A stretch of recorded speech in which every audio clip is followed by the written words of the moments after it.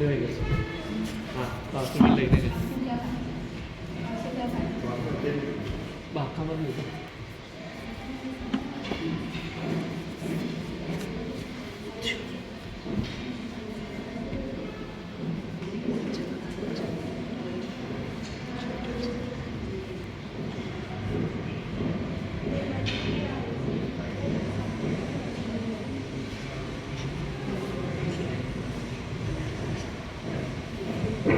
सामने है ना साधु भगवान तो आएगा और साधु के भगवान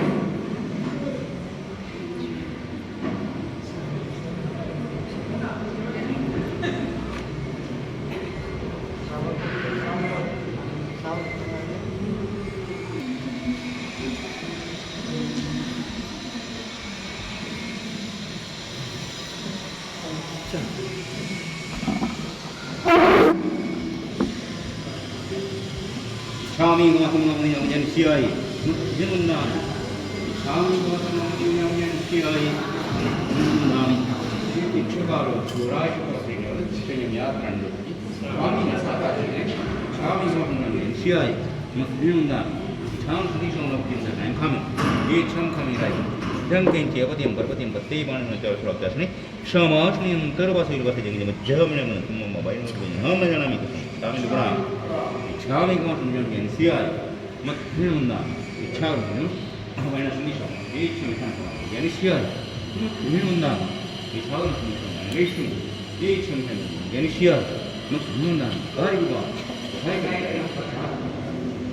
Norihantanam namo Buddhanam namo Ayriyanam namo Vajjayanam namo Yesavasam Esa Panjanamukaro Savapavatanasano Mangalam Dasavvesim Paramam Namo Durvara Ragadi Vairivar Nivarane Arate Yoginataya Mahaviraya Tamam Annagecha Surendrecha Kaushike Padasamsashi Nirvishesha Manaskaya Shri Swamine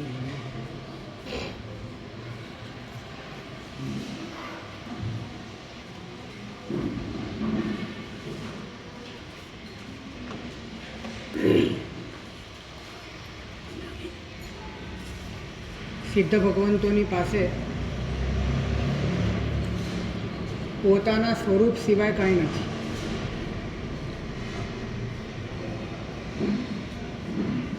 અને સિદ્ધ પરમાત્મા જેટલા સુખી આ દુનિયામાં બીજું કોઈ નથી. તેનું સીધું સમીકરણ એટલું જ થાય કે સાચું સુખ, સંપૂર્ણ સુખ, સ્વાધીન સુખ એ સ્વરૂપ સિવાય ક્યાંય નથી.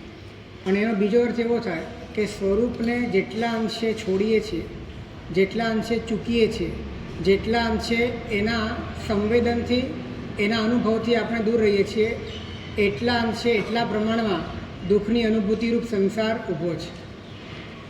એટલે સંસાર એટલે દુઃખ, સંસાર એટલે દુઃખ, અને દુઃખ એટલે આત્માનું અજ્ઞાન. સંસાર એટલે દુઃખ અને દુઃખ એટલે આત્માનું અજ્ઞાન.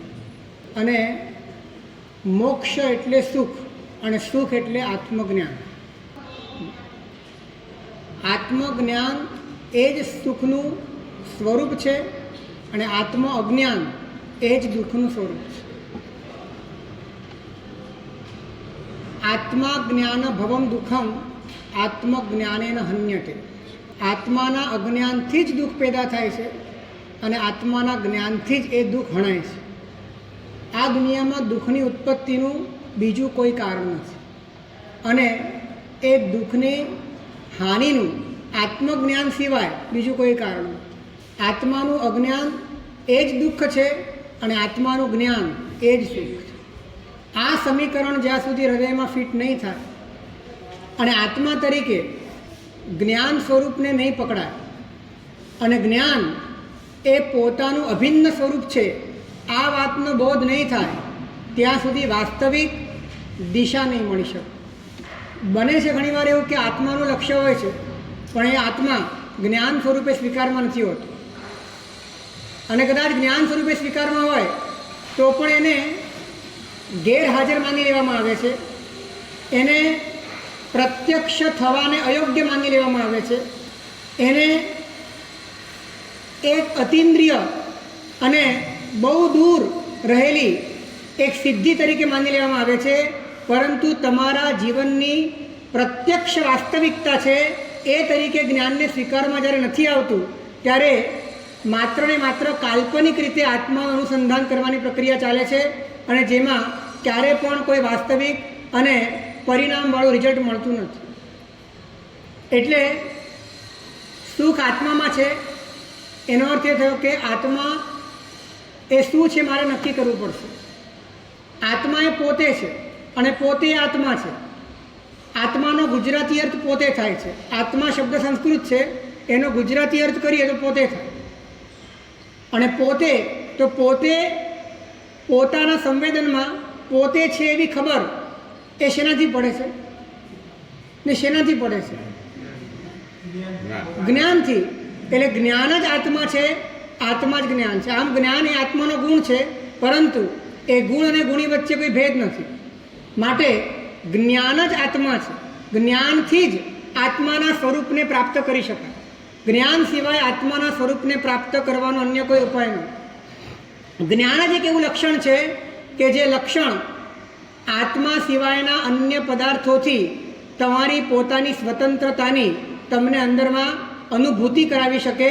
અને આ જ્ઞાન એ 24 કલાક પ્રત્યક્ષ સ્વરૂપે હાજર છે.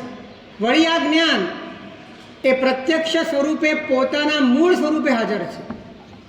એટલે કે સિદ્ધ ભગવંતોનું જેવું સ્વરૂપ છે ને એવા સ્વરૂપમાં અત્યારે પ્રત્યક્ષ રૂપે જ્ઞાન હાજર છે. કોઈને કોઈ પ્રશ્ન હોય તો કરી શકો છો. હે, એ સંવેદન નથી થતું એ જ મિથ્યાત્વ છે. એ સંવેદન નથી થતું કારણ કે સંવેદનની ધારા એ પર્યાયમાં જોડાય છે, પરમાં જોડાય છે, પૂતગલમાં જોડાય છે. પણ એ જોડાઈ જવાના કારણે આ વસ્તુ નથી એવું નથી.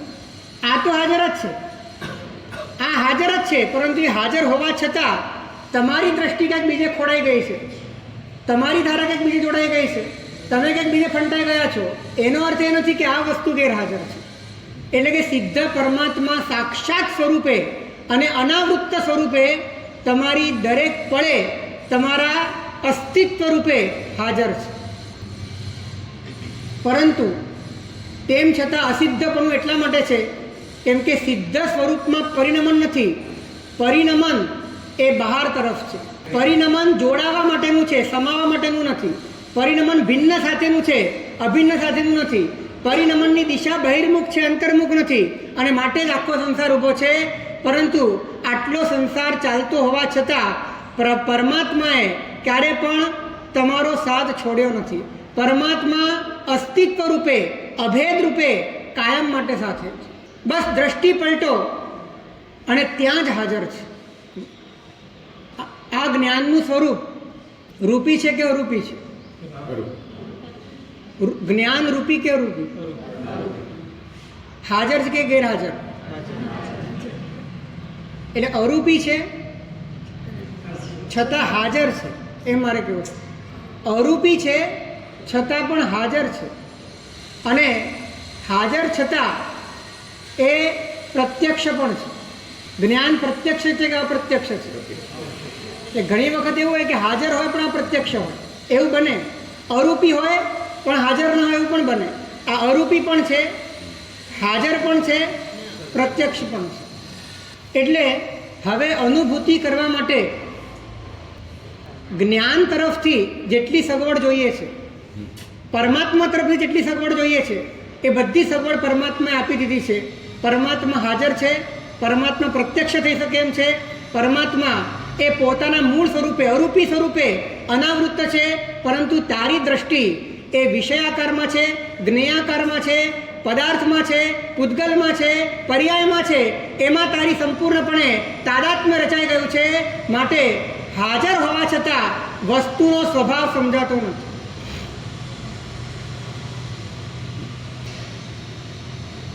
તો આત્મા એટલે કે જ્ઞાન. અને મન જ્યારે જ્ઞાનમુખી બને, મન જ્યારે જ્ઞાનમુખી બને ત્યારે એ આત્મમુખી બને. મન જ્યારે જ્ઞેયમુખી બને ત્યારે એ અનાત્મમુખી બને. અને જ્ઞેય પણ જ્ઞાનમાં જ છે. જ્ઞેય તમને જણાય ક્યાં? જ્ઞેય તમને જ્ઞાનમાં જ જણાય. એટલે જ્ઞાનમાં જ તમે જ્ઞેયમુખી થાઓ અને જ્ઞાનમાં જ તમે જ્ઞાનમુખી થઈ શકો. બાકી બહાર જ્ઞેય પદાર્થ હોય એ પદાર્થ તમને જ્ઞાનમાં જણાયા વગર જણાતો નથી. દુનિયાનો કોઈ પણ પદાર્થ એ તમારા જ્ઞાનમાં જણાય છે. એટલે તમે એ જ્ઞેયમુખી થાવ છો. એ જ્ઞેયમુખી પણ ક્યાં થાવ છો?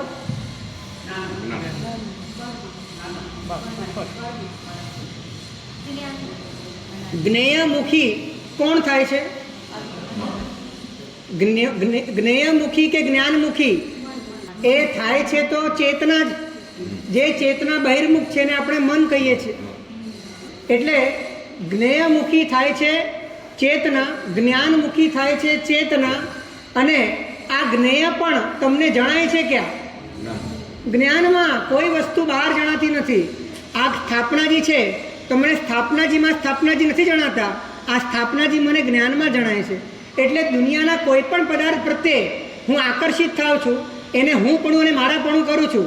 એ વાસ્તવિકમાં આમ ગ્રાઉન્ડ રિયાલિટીમાં જોઈએ તો ત્યાં જઈને તમે કશું જ કરતા નથી. તમે જે પણ ભાંગરો વાટો છો, તમે જે પણ શ્રીફળ વધેરો છો, એ બધો જ આખું નાટક એ તમારા જ્ઞાનમાં છે. તમે શરીરમાં જઈને આ હું છું એવું નથી નક્કી કરતા. તમે જ્ઞાનમાં જ નક્કી કરો છો કે આ હું. હવે જ્ઞાનમાં શરીરનો પ્રવેશ છે? તમારા જ્ઞાનમાં શરીરનો પ્રવેશ છે ફિઝિકલી? નથી ને. જ્ઞાનમાં ફિઝિકલી પ્રવેશ નથી. જેનો તમારા જ્ઞાનમાં પ્રવેશ જ નથી એવા પદાર્થોને જ્ઞાનમાં ને જ્ઞાનમાં જ હું તરીકે અને મારા તરીકે સ્વીકારીને તમે જે પણ એક નાટ્યાત્મક રીતે, કાલ્પનિક રીતે તમારી પોતાની દુનિયા ઊભી કરો છો, એનું જ નામ સંસાર છે. બાકી સંસારનો કોઈ પદાર્થ ક્યારે પણ તમારા જ્ઞાનમાં પ્રવેશતો નથી. ફિઝિકલી કોઈ પણ પદાર્થ તમારા જ્ઞાનમાં પ્રવેશતો નથી. અને તમારું જ્ઞાન સંસારના કોઈ પદાર્થમાં પ્રવેશતું નથી. બંને વચ્ચે સ્વતંત્રતા છે. તો હવે જે પણ પદાર્થોની સાથે સંબંધ જોડાય છે એ બધો જ સંબંધ એ પદાર્થમાં જોડાય છે કે જ્ઞાનમાં ને જ્ઞાનમાં જ કાલ્પનિક રીતે જોડાય છે. અને જ્ઞાન પોતે પોતાનામાં રહીને પોતાને ન જાણતા, જ્ઞાન પોતે પોતાનામાં રહીને પોતાને ન જાણતા, પોતાનામાં જણાતા બીજા પદાર્થને પોતાના રૂપે જાણતા, બીજા પદાર્થને મારા રૂપે જાણતા, જ્ઞાનનું સ્વરૂપ પ્રચ્છન્ન થયું. જ્ઞાનનું સ્વરૂપ એ અપ્રસિદ્ધ થયું. જ્ઞાન હાજર હોવા છતાં ન જણાયું, જ્ઞાન હાજર હોવા છતાં ન સમજાયું. અને સ્વરૂપની ભ્રષ્ટતા સ્વરૂપની હાજરીમાં થઈ. સ્વરૂપની ભ્રષ્ટતા સ્વરૂપની હાજરીમાં થઈ. આ જ સંસાર છે, આ જ મિથ્યાત્વ છે, આ જ અવિરતિ છે, આ જ કશાય છે. બધા જ આશ્રવ સ્થાનો આ જ રીતે જ્ઞાનમાં જ ઉત્પન્ન થયેલા છે. પણ જ્ઞાનને ન સમજવાના કારણે, જ્ઞાનનું માન જ્ઞેયને આપી દેવાના કારણે, જ્ઞેયમાં જ્ઞાન માની લેવાના કારણે અને પોતાના સ્વરૂપથી ચ્યુત થવાના કારણે, અને આ ચ્યુત પણ બહાર જઈને નથી થતો. ચ્યુત પણ ક્યાં થાય છે? બધું જ જ્ઞાનમાં થઈ રહ્યું. તો આમ જોવા જઈએ તો જ્ઞાનમાં જ્ઞાન સિવાયનું જેટલું પણ જણાઈ રહ્યું છે એમાં જ્યારે જ્ઞાન નથી જણાતું અને બાકી બધું જણાય છે, એ જણાય છે તો જ્ઞાનથી જ. પણ જ્ઞાન નથી જણાતું, બીજું કંઈક જણાય છે, ત્યારે જ્ઞાની કહે છે તને જે પણ જણાય છે એ બધું જ સ્વપ્ન છે, એ બધું જ મિથ્યા છે, બધું જ વિપરીત છે, બધું જ અયથાર્થ છે. કારણ કે સ્વ અને પરનો જે મૂળ ભેદ છે એ ભેદ તારો ભૂસાઈ ગયો અને સ્વ તારા માટે પર થઈ ગયું અને પર તારા માટે સ્વ થઈ ગયું.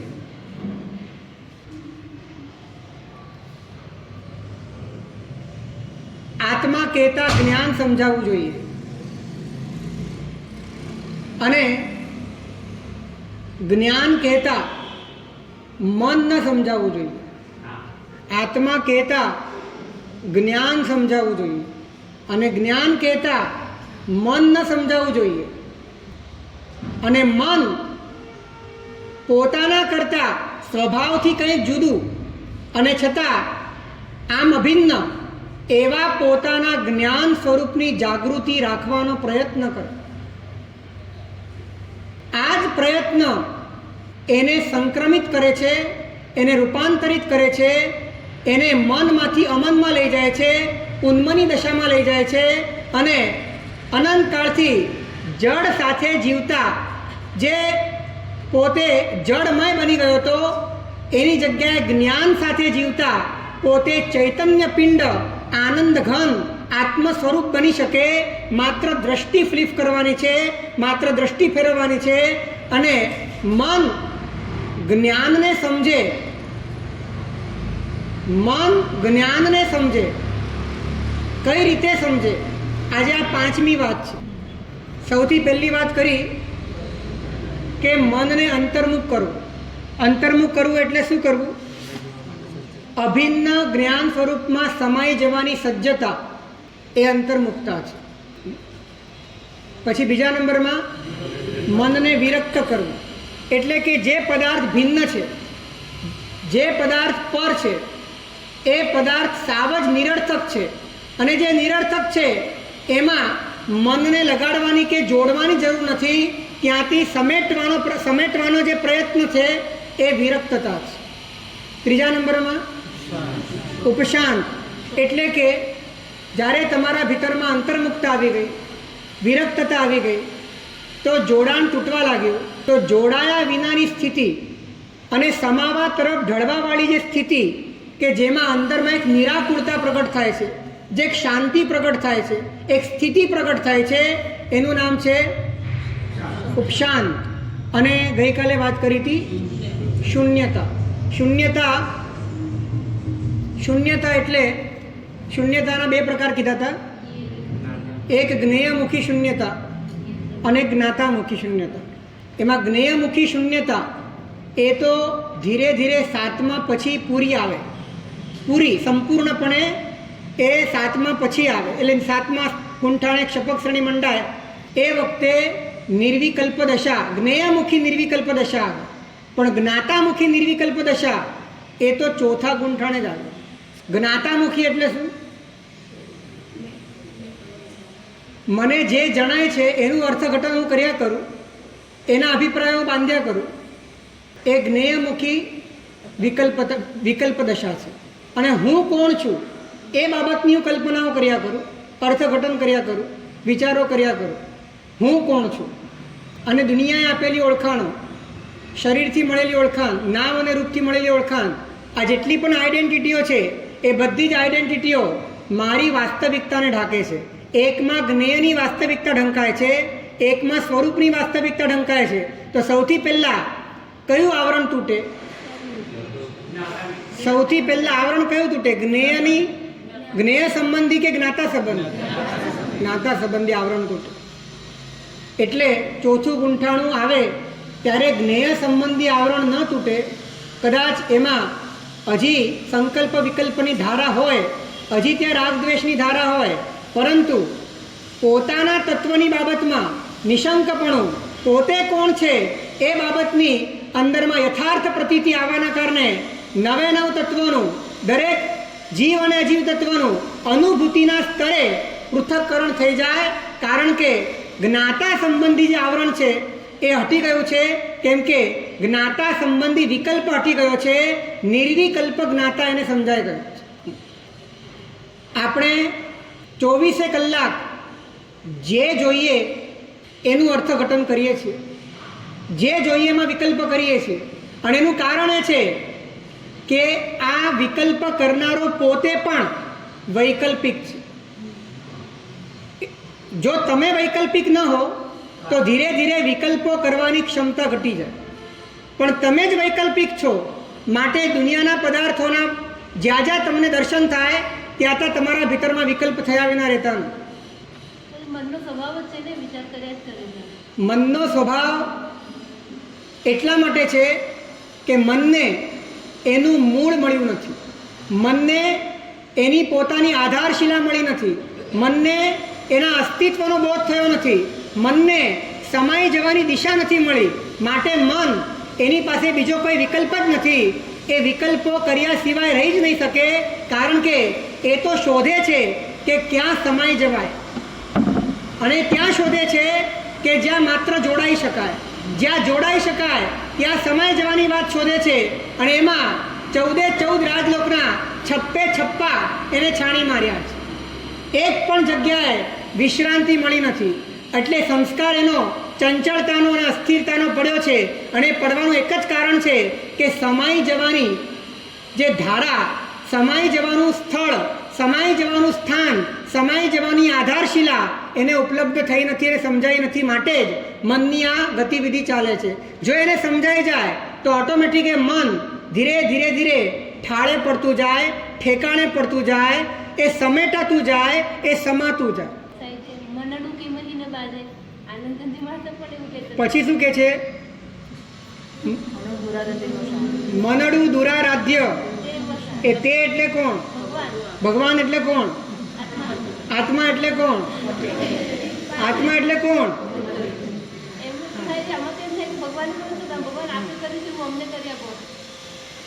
ભગવાન ને જો તમે બરાબર જાણો તો એવું થઈ જ જાય. તમે જાણતા નથી માટે થતું નથી. ભગવાન એ કરી આપે, એ કરી આપવા તૈયાર છે, પણ ભગવાન એટલું જ કહે છે તારા પક્ષે આટલી તૈયારી જોઈએ કે તું સંપૂર્ણપણે મને જાણ. તું સંપૂર્ણપણે મને જાણ, તો જેવું ભગવાનમાં છે એવું તારામાં થઈ જશે. હે? તો અનુભવ રૂપે જાણતા જાણતા જણાય.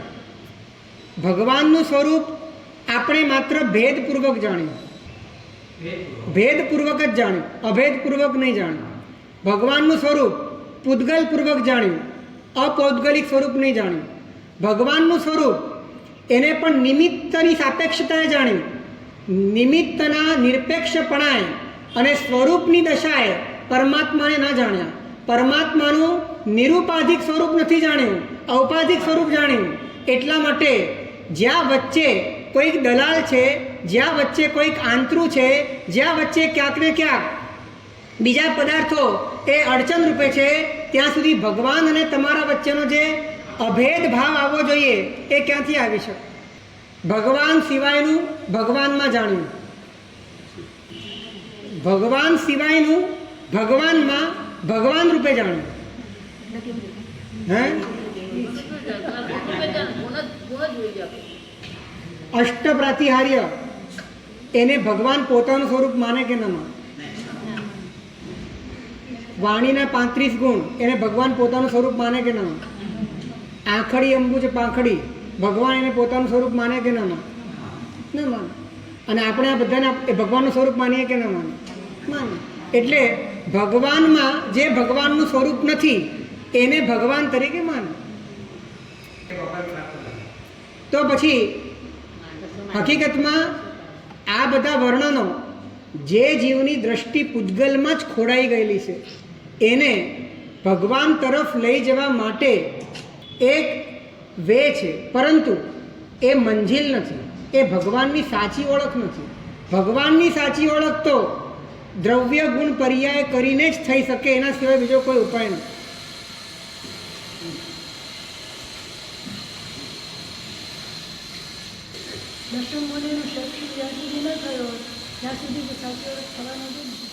અમે એમ કહીએ કે જેમ જેમ સાચી ઓળખ કરવાનો પ્રયત્ન કરો તેમ તેમ દર્શન મૌનીનો ક્ષયોક્ષમ થઈ જશે. કેમ કે તમે કર્મ ઉપર આધાર રાખશો કે પુરુષાર્થ ઉપર આધાર રાખશો?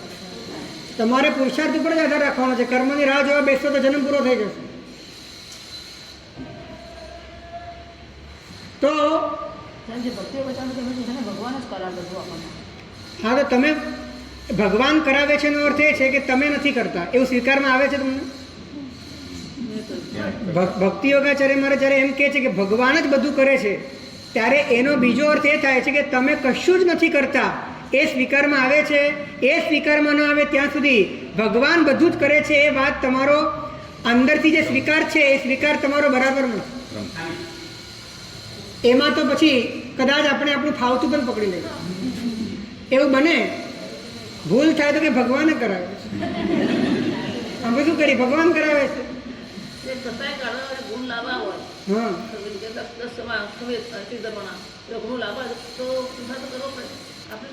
બધા જ પુરુષાર્થ એકને કેન્દ્રમાં રાખીને કરવા, નહીં તો એ બધા જ પુરુષાર્થ એ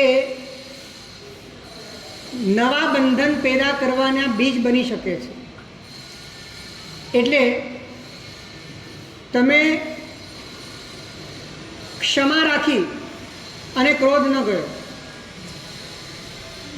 ક્ષમા રાખી પણ ક્રોધ ન ગયો, તમે નમ્રતા રાખી પણ માન ન ગયું, તમે સરળતા ઊભી કરી પણ માયા ન ગઈ. અને જ્યારે તમારી પાસે સમાવાની કળા નથી ત્યારે તમારા બધા જ ગુણો કૃત્રિમતા સાથે ઉત્પન્ન થાય છે. અને કૃત્રિમતાથી પેદા થયેલા તમામ ગુણો એ વધારેમાં વધારે તમને પાપાનું બંધી પુણ્ય આપે. એટલે જ્ઞાની કે છે ગુણોને પણ ગુણીના લક્ષ્યથી ડેવલપ કર. અને હજી હું તો એમ કહું છું કે ગુણો પેદા કરવાનું લક્ષ્ય ન જોઈએ, દોષના નાશનો જ પ્રયત્ન. અને દોષના નાશથી ઓટોમેટિક ગુણો આવી જ જાય છે. અને દોષનો નાશ પણ દોષના નાશ માટે ન હોય, કેમ કે દોષરૂપ ત્યારે લાગે કે જ્યારે તમને નિર્દોષ એવા તત્વની ખબર હોય. નિર્દોષ તત્વ જ ખબર નથી તો દોષરૂપ કેમ લાગશે? દોષ તો તમને સ્વભાવરૂપ લાગશે, દોષ તો તમને જીવનરૂપ લાગશે, દોષ તો તમને નેચરલ લાગશે. તો તમે દોષની સામે શા માટે પડશો? દોષ તમને નડતરરૂપ ત્યારે લાગે કે જ્યારે સ્વભાવની વાત તમારા ધ્યાનમાં હોય, એમાં તમે સમાઈ જવા માંગતા હો, ત્યારે તમને લાગે કે આ બધું નડતર છે. એ નડતર છે તો પછી તમે એની સામે પુરુષાર્થ કરો. અને એ પુરુષાર્થ દોષને ટાળવાનો પુરુષાર્થ ગુણી બનવા માટે નહીં, દોષોને ટાળવાનો પુરુષાર્થ ગુણી બનવા માટે નહીં, પણ સમાઈ જવાનો. કેમ કે જો ગુણી બનવાનો તમારા મનમાં ખ્યાલ હશે તો એ પણ એક સાત્વિક અહંકાર તમારા ભીતરમાં પેદા કરશે. તમે સમાઈ જાઓ એટલે અનંત ગુણોનો પિંડ તમને મળી જશે. તમે 2-4 ગુણોના ગુણી તરીકે તમે પ્રેઝન્ટ થવા માંગો છો, પરફોર્મ કરવા માંગો છો, તમે શું કરવા માંગો છો? તમારા ભીતરમાં કઈ વાત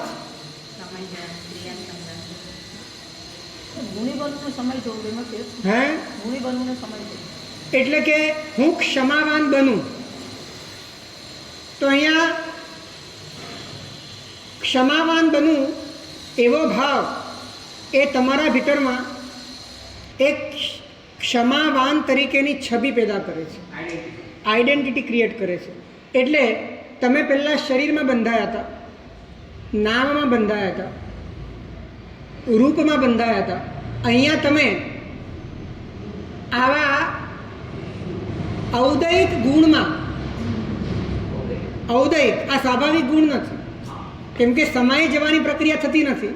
તમે ડેવલપ કર્યું છે, આ તમે ડેવલપ કર્યું છે ને. અને આ ડેવલપમેન્ટ આની અંદર પણ કોઈ સ્વાભાવિકતા નથી, આ એક પ્રયત્ન સાધ્ય સ્થિતિ છે. અને આ પ્રયત્ન સાધ્ય સ્થિતિમાં પણ સ્વરૂપનું લક્ષ્ય નથી, માત્ર દોષોને ઓવરકમ કરવાની વાત છે. અને ઓવરકમ પણ બીજાના એંગલથી ને બીજાની દૃષ્ટિથી કરવાની વાત છે. કેમ કે સ્વરૂપનું લક્ષ્ય નથી તો તમે બીજાની દૃષ્ટિમાં અમે કેવા દેખાશું એના માપદંડથી તમે કરી રહ્યા છો. માટે જ્ઞાની કહે છે આ પણ એક સાત્વિક અહંકાર છે, આ પણ એક પ્રકારનો અંદરમાં રહેલો વ્યક્તિત્વનું પાસું છે. ભગવાને શેને માટે કીધું છે? ભગવાને જે પણ કીધું છે એ કરવાનું. ભગવાનની કરવાની આજ્ઞા આપણને ખબર હોય પણ ભગવાનની ઠરવાની આજ્ઞા ખબર ન હોય. તો જેટલી કરવાની આજ્ઞા છે એ વિપરીત પરિણામ આપે. ફરીથી ભગવાનની કરવાની આજ્ઞા બધી ખબર હોય પણ ભગવાનની ઠરવાની આજ્ઞા ખબર ન હોય તો પછી કરવાની આજ્ઞા જેટલી પણ આપણે કરીએ એ આપણને વિપરીત પરિણામ આપી શકે છે. હે? કેવી રીતે? મૂળ તો જે પણ કરવાનું છે એ જોડાવા માટે કરવાનું છે કે જોડાણ તોડવા માટે કરવાનું છે? જોડાણ જે તોડવાનું છે એ માત્ર તોડવા માટે તોડવાનું છે કે સમાઈ જવા માટે તોડવાનું છે? સમાઈ જવા માટે તોડવાનું છે. એટલે મૂળ તો આખો આશય તમારા તત્વમાં સંક્રાંત થાય છે. મૂળ તો તમારા સ્વરૂપમાં સંક્રાંત થાય છે.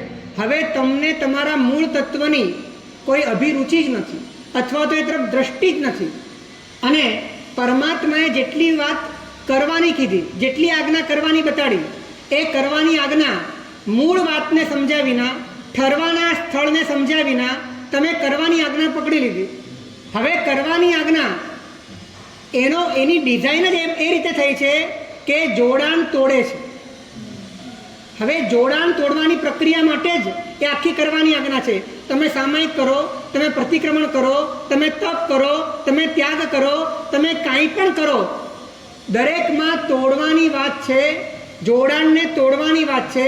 હવે જોડાણ તમે તોડી દીધું, સ્થૂળથી જોડાણ તોડી દીધું, પણ હવે તમારે એ જોડાણ તોડ્યા પછી તમારે કઈ બાજુ તમારી સમગ્ર ચેતનાને સંક્રાંત કરવાની છે એની દિશા તમારી પાસે છે નહીં. તો હવે તમે શું કરશો કે જેટલી તમારી જોડાવાની ક્ષમતા અહીંયાથી છૂટી એનો સંપૂર્ણ ઉપયોગ તમે તમારા અહંકારનો ઓટલો ચણવા માટે કરશો.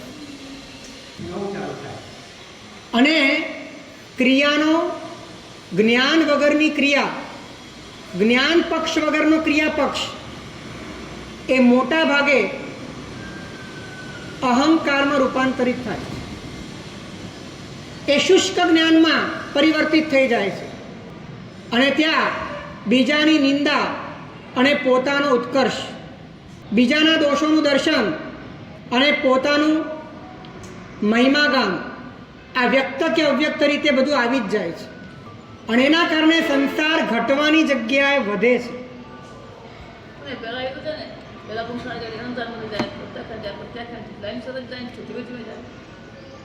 જો ગુણઠાણા આગળ વધે એટલે થાય શું? ગુણઠાણા આગળ વધે એટલે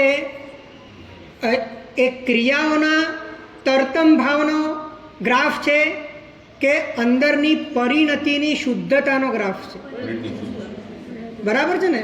કેમ કે ક્રિયાની તરતમતાથી ગુંઠાણા નક્કી કરી શકાતા નથી, પરિણતિની જ તરતમતાથી ગુંઠાણા નક્કી થાય છે.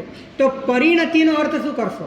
એટલે કે હું ઓછી વધતી ક્રિયા કરી શકું એ પરિણતિ, અથવા તો ક્રિયા કરવા માટેનો મારો જે ઉત્સાહ છે એ ઓછો વધતો છે એ પરિણતિ, કે પછી મારું મારા પોતાના સ્વરૂપમાં સમાઈ જવાની કુશળતા જેટલી વધી એટલી પરિણતિ. સ્વરૂપમાં જેમ જેમ તમે સ્વરૂપને જાણતા થયા, ચોથું ગુંઠાણું આવે. સ્વરૂપને જાણતા થયા, ચોથું ગુંઠાણું આવે.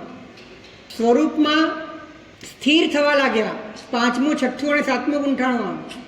નિમગ્ન થઈ ગયા, ક્ષપક શ્રેણી મંડાઈ ગઈ. એટલે બધા જ ગુંઠાણા સ્વરૂપમાં સમાઈ જવા રૂપ પરિણતિના આધારે છે. અને એ પરિણતિ માટે ક્રિયા છે, એ પરિણતિમાં સહાયક બનનારી ક્રિયા છે.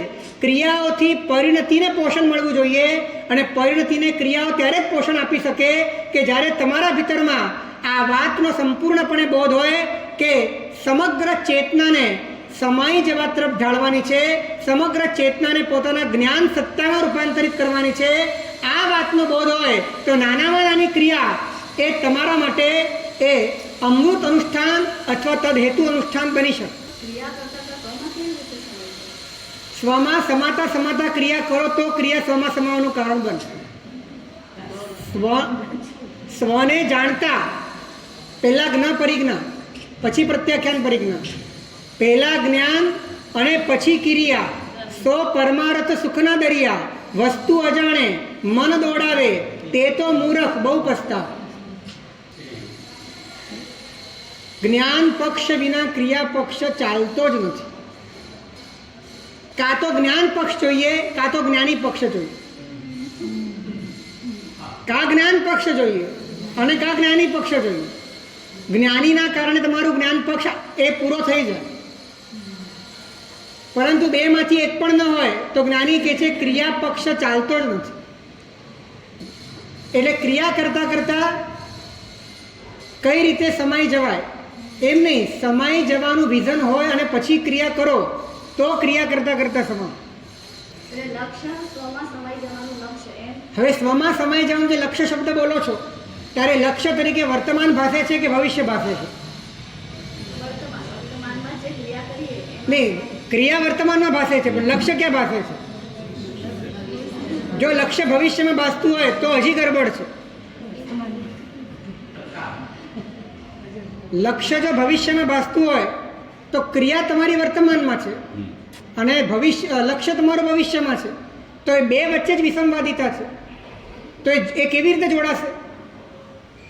તરત વર્તમાનમાં કઈ રીતે સ્વ તો આમ સ્વ વર્તમાનમાં છે કે સ્વ ભવિષ્યમાં છે? એ તો વર્તમાનમાં પણ અનુભવ થતો જ નથી. અનુભવ થતો નથી તો અનુભવ કરવા માટે જ્ઞાનીઓએ જે લક્ષણ બતાડ્યા છે એ વર્તમાનમાં જ છે. એને લક્ષણને પકડતા પકડતા, એને સમજતા સમજતા બાકીના તમામ ભૂત અને ભવિષ્યની વાસનાઓને પડતી મૂકતા વર્તમાનમાં કેન્દ્રિત થતા અને તમામ પ્રકારના વિકલ્પોને છોડતા એક જ્ઞાન સત્તારૂપ નિર્વિકલ્પ સ્વભાવ, નિરાકાર સ્વભાવ, ચૈતન્ય સ્વભાવ એવા પોતાના હયાતી રૂપ વસ્તુ તત્વને સમજવાનો જેમ જેમ સમાઈ જવાનો પ્રયત્ન થતો જાય તેમ તેમ વર્તમાન લક્ષ્ય એ તમને સ્પર્શાતું જાય અને એને માટે ક્રિયાઓ કામ લાગે ત્યારે જ્ઞાન ક્રિયાભ્યામ એના વગર ના સમાઈ જવું સમજવું એ નથી સમજવું. હે સમાઈ જવું એ નથી સમજતું. શું સમજવું? સમાઈ જવું. મેં શરૂઆતના દિવસોમાં જે વાતો કરી હતી એ વાત બહુ જ ઘૂંટીને અંદરમાં રાખવા જેવી છે કે સમાઈ જવાની પ્રક્રિયા ભિન્નમાં નથી થતી, અભિન્નમાં. અને અભિન્ન માત્ર મનથી અભિન્ન માત્ર ને માત્ર જ્ઞાન છે.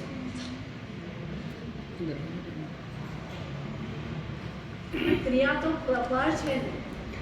ક્રિયા સ્વ કેવી રીતે બની જાય? ઘડી છે ઘડી. આમ ક્રિયા તો શબ્દ રૂપે છે.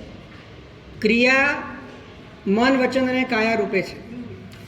મન વચન કાયા પૂદગલ છે, પરંતુ એ પૂદગલ હોવા છતાં એ ઉપયોગમાં નિમિત્ત બને છે. ઉપયોગના કારણે યોગ ચાલે છે અને યોગના કારણે ઉપયોગ ચાલે છે. બંને વચ્ચે નિમિત્ત નૈમિત્તિક ભાવ છે. એટલે ઉપયોગમાં જે એક ઉત્સાહ લાવવાનો છે, ઉપયોગમાં જે તત્વની શુદ્ધિ લાવવાની છે, ઉપયોગમાં યોગના કારણે જે બહિર્મુક્તાનો વિસ્તાર થઈ રહ્યો છે એ વિસ્તારને અટકાવીને એને ચારે બાજુ વાળ બનાવવાની છે અને ઉપયોગને અંતર્મુખ કરવાનો છે. એ બધામાં યોગ જ કામ લાગશે. એ ભલે પૂદગલ છે પણ નિમિત્ત નૈમિત્તિક ભાવે ઉપયોગમાં જોડાયેલો છે, માટે એનો પણ ઉપયોગ, ઉચિત ઉપયોગ કરવો જ પડશે. પણ એનો ઉપયોગ જો દિશા વિના કરશો તો પછી સંસાર છે, પણ દિશાપૂર્વક કરશો તે યોગ તમારા માટે યોગાતીત દશા સુધી લઈ જનારું એક પરિબળ બનશે, નિમિત્ત બનશે. તો આપણી વાત છે સમાઈ જવાની. જે વાત હમણાં પૂછ્યું કે સમાઈ જવું એટલે ક્યાં સમાઈ જવું, કઈ રીતે સમાઈ જવું, તો સમાઈ જવાનું એક જ સ્થળ છે અને જ્ઞાન છે. જ્ઞાનમાં જ સમાવાનું છે, જ્ઞેયમાં નહીં. જ્ઞાનમાં જે જણાય છે એની સાથે સમાવા ગયા તો સમાશો તો નહીં પણ જોડાશો. જ્ઞાનમાં જે પણ જણાય છે, શરીર પણ જ્ઞાનમાં જ જણાય ને. શરીર જ્ઞાનમાં જ જણાય, તમને વિચારો જ્ઞાનમાં જણાય, તમને લાગણીઓ જ્ઞાનમાં જણાય, તમને આ દુનિયા જ્ઞાનમાં જણાય, બધું જ તમને જ્ઞાનમાં જ જણાય. તો જ્ઞાનમાં જે પણ જણાય એની સાથે જો સમાવા ગયા, સમાશો તો નહીં, જોડાશો. અને જોડાશો એટલે સંસાર વધશે. તે વખતે શું કરવાનું? તો જ્ઞાનમાં કઈ રીતે સમાવું, આ પ્રશ્ન છે મેન. જ્ઞાનમાં સમાવું કઈ રીતે?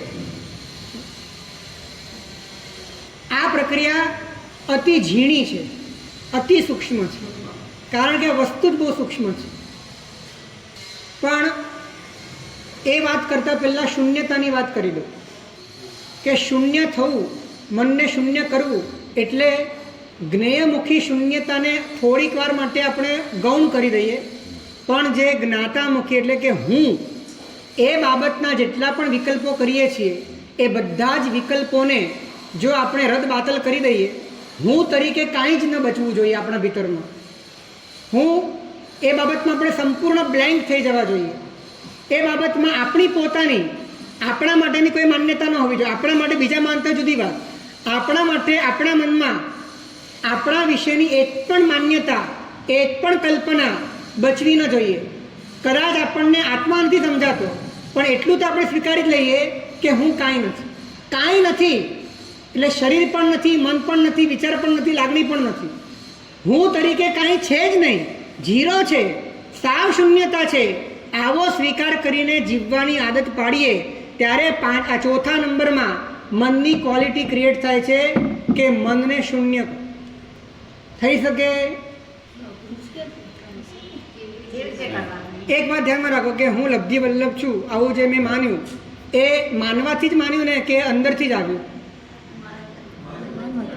એ માનવાથી આવ્યું કે અંદરથી આવ્યું? હા, તો માનવાથી છોડી દો. મૂળ તો બધું માનવાથી જ છે ને. તો માનવાથી જ જો સ્વીકાર્યું છે તો માનવાથી છોડી દો કે નથી એવું સ્વીકારી લઈએ. શું છે ખબર નથી, વાસ્તવિકતા શું છે ખબર નથી, પણ આ જે પણ છે એ તો મેં માનેલું છે, ને માનેલું તો કોઈ વાસ્તવિક હોય નહીં, એટલે એને હું અંદરથી છોડી દઉં. થાય કે ના થાય?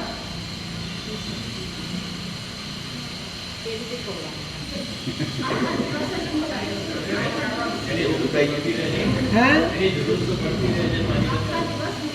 જરૂરત પડે છે. એ તમને કોઈક બોલાવે છે, એ વખતે તમને બોધ થાય છે અને તમે એને ના તમે, પરંતુ એ જે બોધ થાય છે એ પણ મનના સ્તરે થાય છે, એ પણ એક માન્યતાના સ્તરે થાય છે. તમે માનેલું છે માટે થાય છે, પણ એ આખો લબાચો એની રીતે ચાલવા દો. તમે એનાથી પણ હટી જાઓ કે આ બધું પણ હું નથી. ના પાડી દો. આ ના પાડવાની તમારી જેટલી તાકાત વધશે એટલી અધ્યાત્મની પાત્રતા વધશે. હે, મનથી, બધું મનથી જ કરવાનું છે, બધું જ મનથી કરવાનું છે. તમે એમ કહેશો, હે, એક વાત સમજી લો કે તમારા જીવનમાં જેટલા પણ દુઃખ છે એ દુઃખનું એપી સેન્ટર કોણ છે? એટલે મન છે કે વ્યક્તિત્વ છે? દાખલા તરીકે તમારી ચેલીએ તમારું નહીં માન્યું અને તમારા ભીતરમાં એક આઘાત લાગ્યો, અંદરમાં ભૂકંપ આવી ગયો, અથવા તો જે પણ મનમાં આર્ત ધ્યાન થયું, તો તમે અંદરથી એક વખત શાંતિથી એ પીડાને નિહાળો કે આ પીડા મને કેમ થઈ. એટલે મારી માની તો હું કોણ? હું કોણ? હે, એટલે હું ગુરુ તરીકે ઊભી છું, ગુરુ તરીકે ઊભો છું. તે ઊભો છું તો એક આઈડેન્ટિટી છે. તો જેટલી પણ ભીતરમાં પીડા ઊભી થાય છે એ પીડા એ તમારા જ ઊભા કરેલા અહંકારના કારણે છે, તમારા જ ઊભા કરેલા વ્યક્તિત્વના કારણે છે. તો અને બધા જ વ્યક્તિત્વ એ માનેલા છે, તાત્વિક નથી, અંદરથી આવેલા નથી, માનેલા છે, સ્વીકારેલા છે, કલ્પના કરેલા છે. તો જ્ઞાની એટલું જ કહે છે, અંદરનું તો કાઢવાની મેં વાત કરતા જ નથી, જેટલું તે માનેલું છે ને એટલું તું રદ બાતલ કર્યું. અને એનાથી ગેરંટી સાથે કહે છે કે તારા જીવનમાં સુખ જ આવશે, દુઃખ નહીં. તારા ભીતરમાં અમૃત પેથરાશે, તને ઝેર નહીં મળે. તારા ભીતરમાં પરમ શાંતિ આવશે, અશાંતિ નહીં જાવ. આ ગેરંટી સાથે વાત છે. તો જ્ઞાતા પક્ષે એટલે કે હું પક્ષે આપણે શૂન્ય થઈ જઈએ. હું કોણ છું? કાંઈક છું, કાંઈક પણ, એટલે ભગવાનનો ભક્ત છું તો એને માટે પણ ના, કાંઈ જ નહીં, કાંઈ જ નહીં, એકદમ ટોટલ ઝીરો. કેમ કે ભગવાનના ભક્ત તરીકેનો પણ અહંકાર થઈ શકે છે.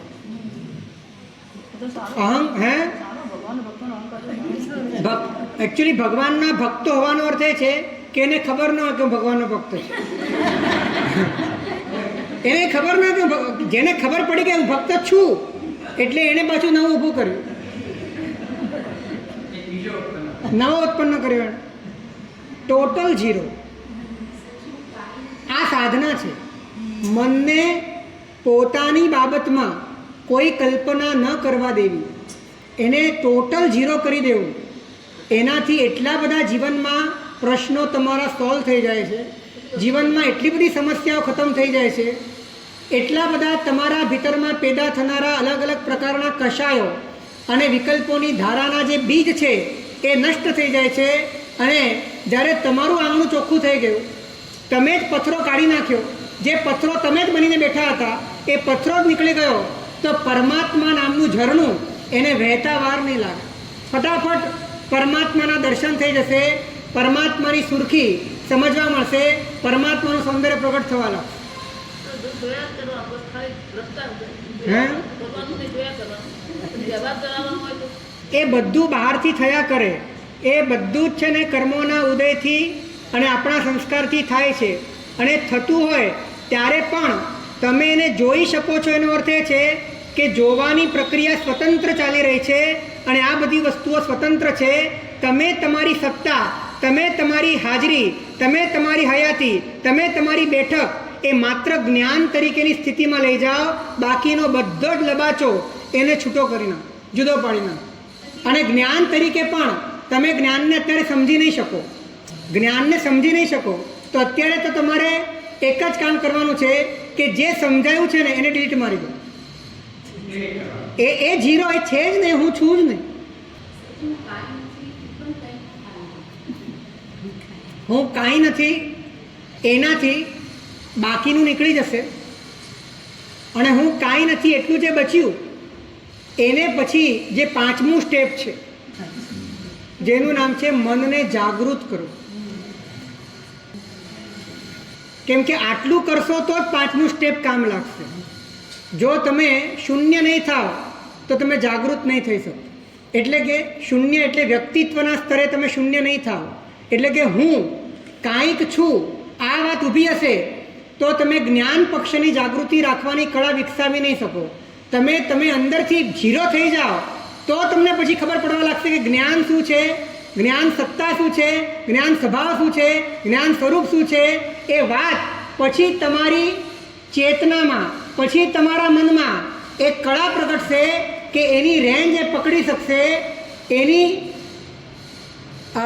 અરૂપી અને નિરાકાર દશા એને સમજવાનું કૌવત શૂન્ય થયા વિના આવતું નથી.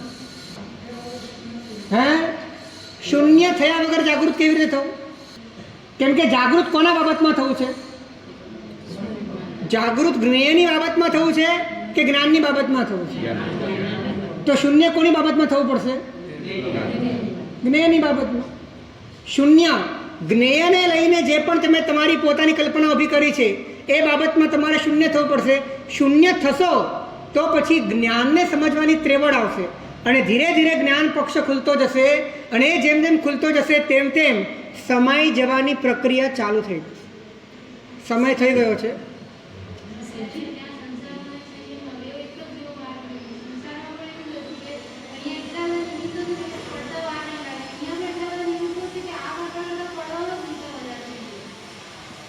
જો તમે જે તરફની રુચિ તમારી દ્રઢ હોય એ તરફનું પરિણમન અને એ તરફનો પ્રયત્ન એ તમારા જીવનમાં ચાલે છે. સૌથી પહેલાં તો તમે આપણા ભીતરમાં એ ચેક કરવાનું છે કે ખરેખર આપણી રુચિ એ તાત્વિક છે, એ વાસ્તવિક છે, એમાં સમાઈ જવાનું જોર છે કે હજી પણ જોડાઈ જવાનું જ જોર છે. આ વાત પહેલાં નક્કી કરવી પડશે અને જેવું જોર હશે એ રીતે નિમિત્તો તમને કામ લાગશે. જો જોડાઈ જવાનું જોર હશે તો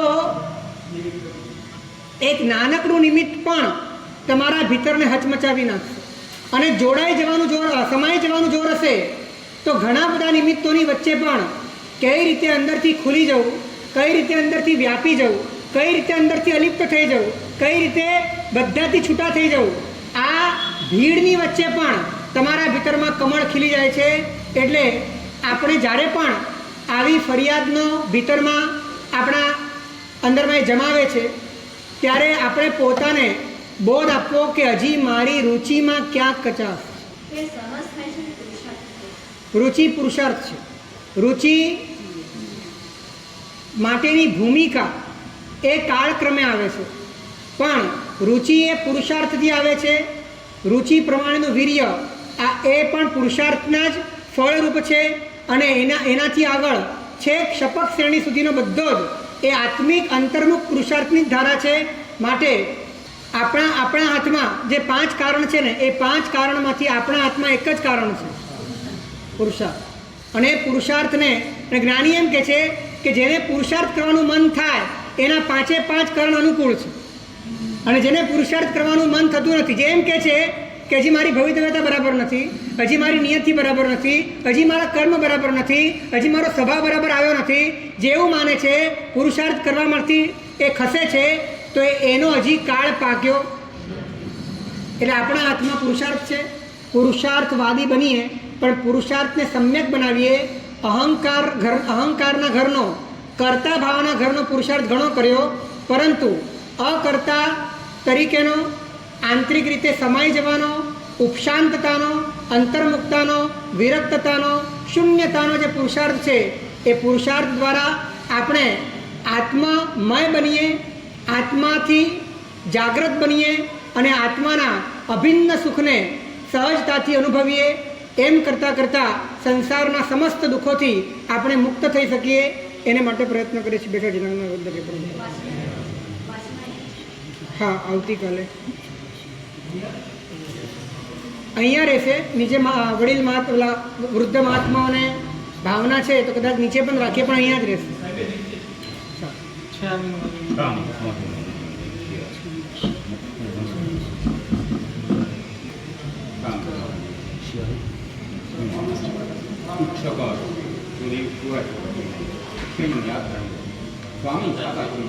स्वामी शिवाजी मसंदानी विशाल शीशों मुख्य रंखामी इच्छम खामिराई जंकिन जीवत्यं प्रगतिं प्रत्येकं निजर्पदस्ने समासने अंतर्वासी वसे जंगि मध्य हमने बना कुम मोबाइल मत कुछ हमने जाना नाम गुणा स्वामी मसंदानी शिवाजी मध्य सुखदाता सर्वमंगल मंगल्यं सर्वकल्याण कारणं प्रदानं सर्वधर्माणां जयं.